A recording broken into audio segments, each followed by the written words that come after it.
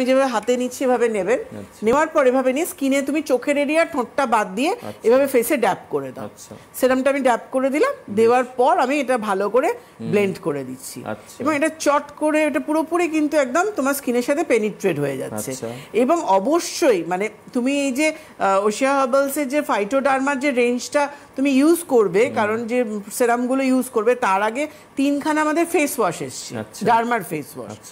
কারণ আজ যেহেতু ডার্মা নিয়ে, কারণ ডার্মার যে 3টে ফেস ওয়াশ আছে তার মধ্যে একটা হাইলোরনিক অ্যাসিড ফেস ওয়াশ রয়েছে, একটা স্যালিসাইলিক অ্যাসিড ফেস ওয়াশ রয়েছে, আর আরেকটা আমাদের কজিক অ্যাসিড রয়েছে। এবার দেখো সেরামটা দেখলে চট করে এবং কত স্কিনটা ব্রাইট মিশে গেল এবং ব্রাইট লাগছে এবং গ্লো করছে। এটা আপনারাও দেখতে পাচ্ছেন, কারণ স্ক্রিনে কিন্তু আমরা পরিষ্কার একদম জুম করে ছবিটা দেখাচ্ছি এবং সেটা লাইভ অ্যাপ্লিকেশন হচ্ছে, একদম পুরো গ্লো করছে কিন্তু স্কিনটা আমার।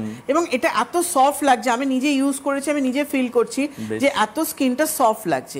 তো আমাদের যে 3টে ফেস ওয়াশ এসছে, হাইলোরনিক অ্যাসিড যে ফেস ওয়াশটা আছে ওটা ড্রাই স্কিনের জন্য, একটু এদিকে ফেস ওয়াশটা আছে আমি একবার ক্লোজে বলবো দেখাতে।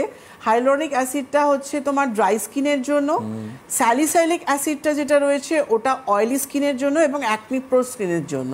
যাদের অ্যাকনি পিম্পলস হতে থাকে, কিছুতে কন্ট্রোল হয় না, সারে না, অ্যাকনিগুলো ব্যথা হয়ে যায়, তারা স্যালিসাইলিক অ্যাসিডটা করবেন। আর কজিক অ্যাসিডটা হচ্ছে ব্লেমিশ, পিগমেন্টেশন, ফেয়ারনেস, ট্যান, ডাল লুক সব কিছুর জন্য কিন্তু কজিক অ্যাসিড, আনইভেন টোন সব